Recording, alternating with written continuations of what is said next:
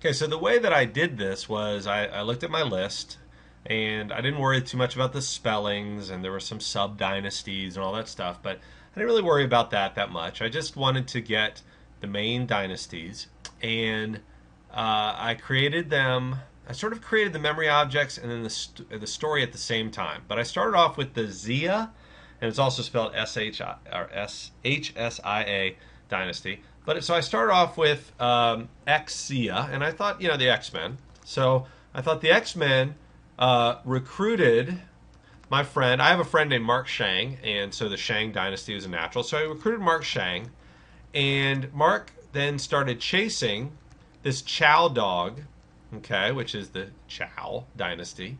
And there was actually an Eastern and Western Chou dynasty. So I envisioned this Chou dog running west and then running east, and then it ended up grabbing a chin of like a man's head, grabbing a chin of like like the bust of a head, like just a head on the ground, and then a hand grabbed the head along with the chin and the chow and walked it over.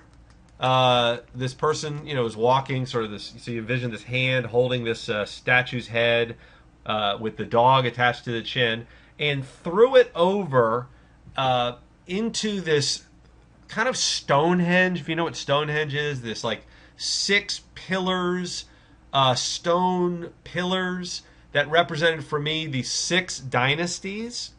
Okay, so walked and threw the head into the middle of these 6 pillars, and then so then inside that, so then the head kind of disappears, right? Don't need it anymore because it got me to the 6 dynasties, and then within those 6 pillars there are these 3 kings sitting on their thrones facing each other, and so that was the 3 kingdoms, and they were playing gin, which is a game, gin rummy, or you could think of it as drinking gin. It didn't matter because they're just sitting there doing something, but I need to know what they're doing. So I had them playing gin rummy.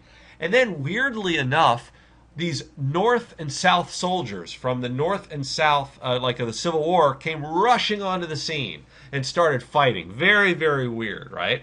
And then, and this is where it was kind of funny because the next dynasty is named the Sui Dynasty, and I don't know if that's how it's pronounced, but it's Sui. And so that sounded to me like sweet, and that sounded to me like a surfer. And so I thought of a surfer from a movie saying sweet, and so this surfer that I have in my head named Jeff Spicoli from a movie called Fast Times at Ridgemont High came down sort of from the heavens and landed in the middle of the gin game.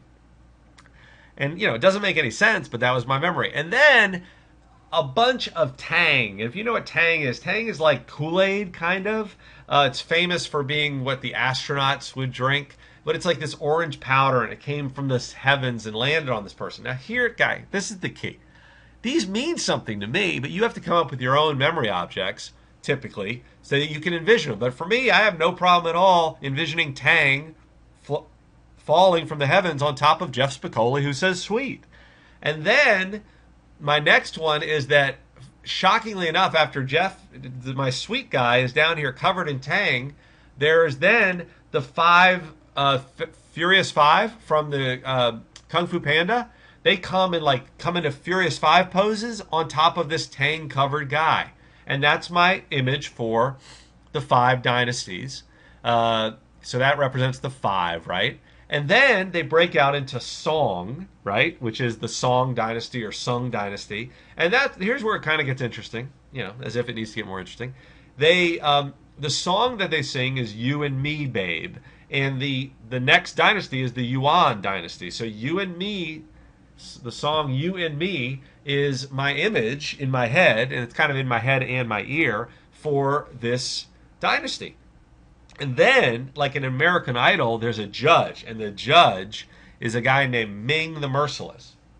And Ming, for those people who watch or read Flash Gordon, is this very distinctive character. But you might not know Ming, so you might need to use a Ming vase, or you might need to do something else.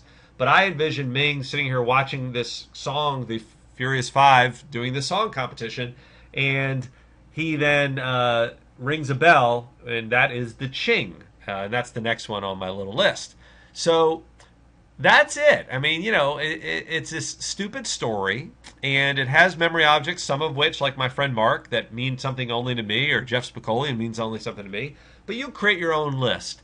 And if I tell you this story, and you close your eyes and envision it, and maybe substitute the things that you know for the things that you don't know, like maybe you don't know my friend Mark, or you don't know Ming the Merciless, but you come up with your own memory objects. It's very simple, it's very memorable, and I'm going to remember that for a long time. Now, I might need to review it in my head, but it takes me 30 seconds to review it in my head. So it's a very powerful technique. I just wanted to share.